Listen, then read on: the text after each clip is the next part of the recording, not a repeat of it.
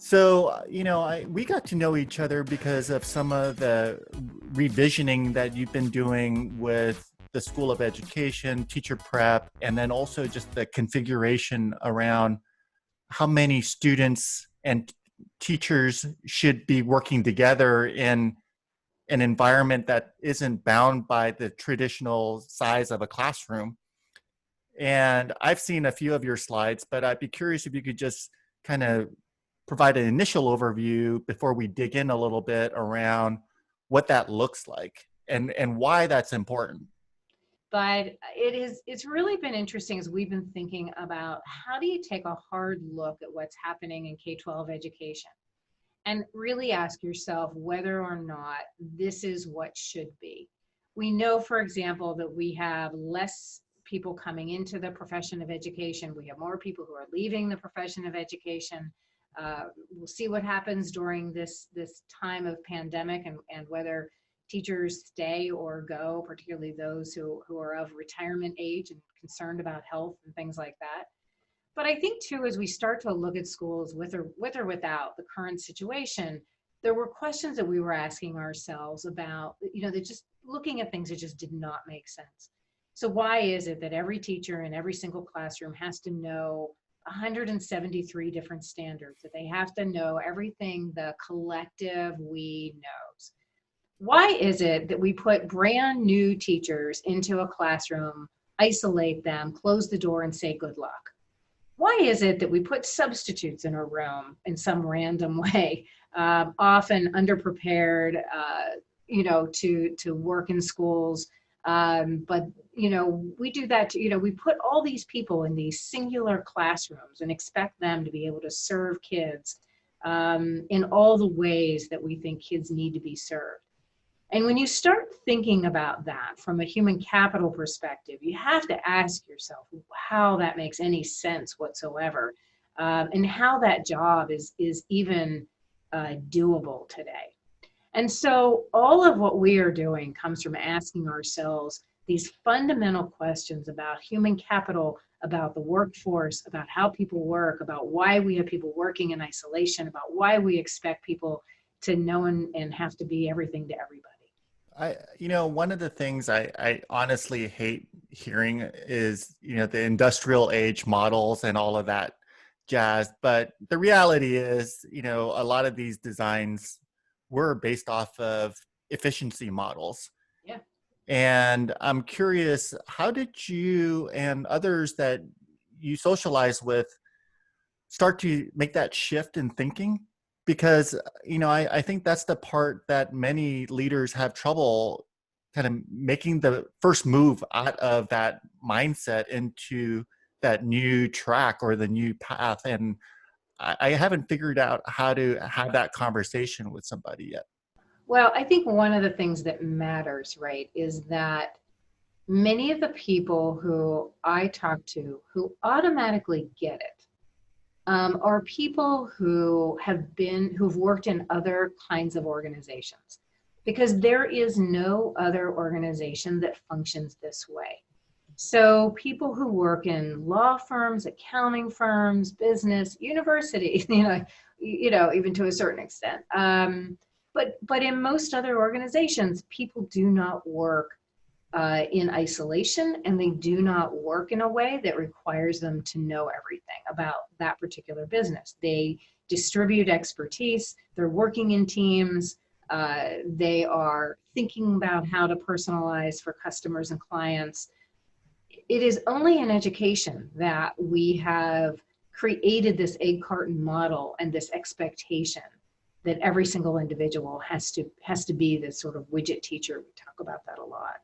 But that phenomena, I think, is just resonates with people. And then there are teachers, right, who also resonate with this a lot because they feel that. They feel that isolation. They feel the working condition is not right. They want to work with other people, and so I don't know. It's an interesting phenomenon as to who really gets it and who doesn't. What do you think is the realistic rate of change for this kind of work? Because, right now I think that we have an incredible window of time where a wedge could be inserted into the system for us to question how we proceed forward. But if the rate of change is so slow, I'm worried that the system will just break the wedge. Nobody really knows what's going to happen, and it is understandable, right, when you think that the teaching population may not come back in the way that we've known it either. So this idea that this is a workforce development problem and a human capital problem, that we're going to have to take the people that we have, we're going to have to build this, I think we're going to need an army of people to work with kids. I think the disparities right now alone are going to force people to have to work in different ways. There is no way that a single teacher can come back to a classroom of kids who've had no learning, for 6 months. I was talking to my sister-in-law, right, who said, she gets online with her kids. She's lucky, right, to get 7 or 8 kids that come online. And if she makes it mandatory, maybe she'll get 3/4 of them, right? So you have all these teachers walking into what is potentially a tremendous disparity around what kids have had for the last 6 months, what they've gotten, what they know, what they remember, what they need, let alone whatever it was they had before all of this. And so this idea, right, that people could actually gather around, work differently, not work in isolation, not have to say, oh, here's my 30 kids, I got to be everything. But that they could work in teams, that they could distribute expertise, that they could start thinking about, I can take a group here, I can take a group there, right? Because we also have to think about density and distancing and all those kinds of things as well. That maybe this could push them, that if we can give them new models, new vision, and new ways of thinking about how human capital could be dispensed, deployed, I think that it might resonate with a lot of people, because I think we're in a situation where they're going to have to do something different. Like, what are the first 3 steps that a district might need to consider to implement something like this, so that, come fall 2020, when they're looking at waves of remote learning approaches that may or may not come, or social distancing models where remote learning will come into play? How do you plan for this kind of thing? And also within the building context that they have now, which is constraining them in terms of just physical space. Yeah. First thing has got to be, you have to break the mindset of a one teacher, one classroom model. You have to start saying, here's the kids that I've got. Here's what I think their needs are. Every context is going to be different in that regard. Here's who my employees are, right? Because right now you've got who you've got. And here's the expertise that they bring to the table. And how do we start making sure that the group of kids, right, that we're not going, hey, here's your 30 kids, your 30 kids, your 30 kids, but we really strategically are thinking about those kids, whether or not it's a vertical team or a grade level team. And we're beginning to think about the human capital that we're building around it, number one. So what do we have? Who do we have? How many people do we have? How do we start to think about that?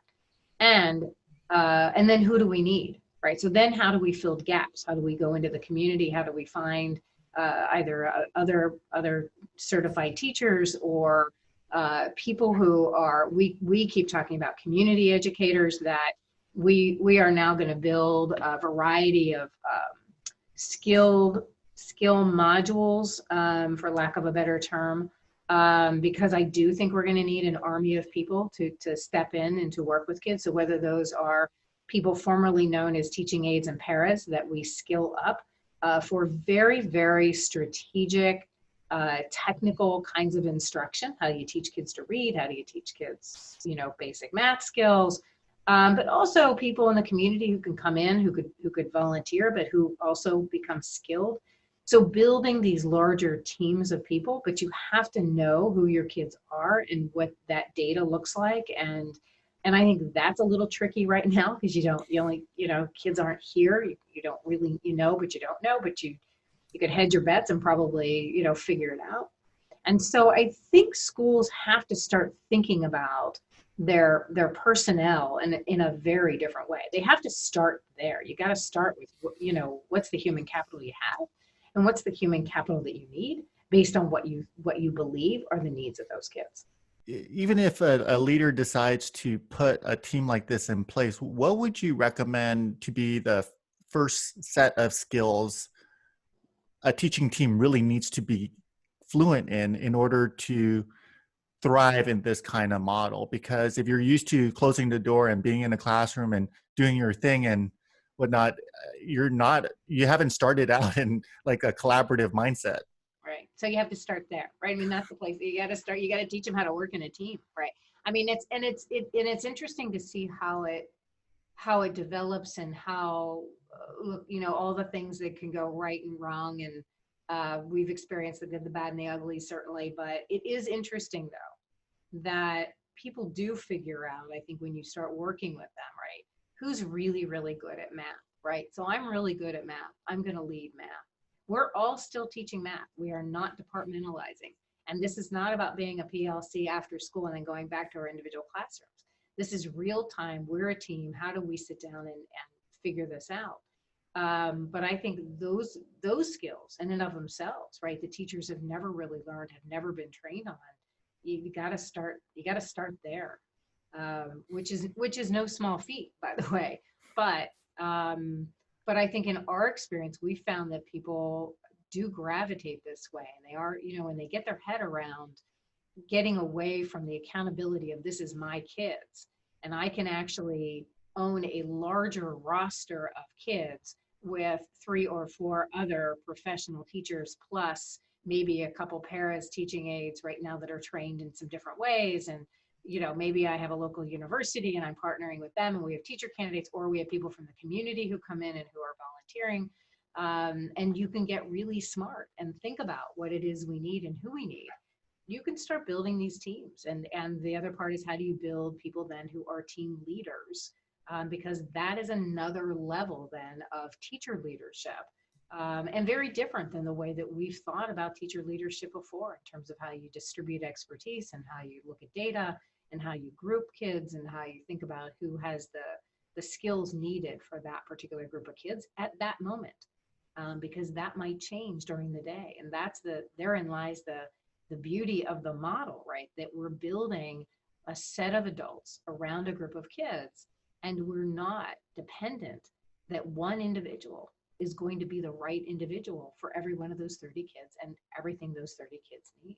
Thank you for the time for this interview. Really insightful thoughts around what we could change to make education even more equitable and more comprehensive in terms of the way we help students think about learning themselves, right? Just having one person tell you how to learn doesn't provide you with the diverse perspective that you need in today's world.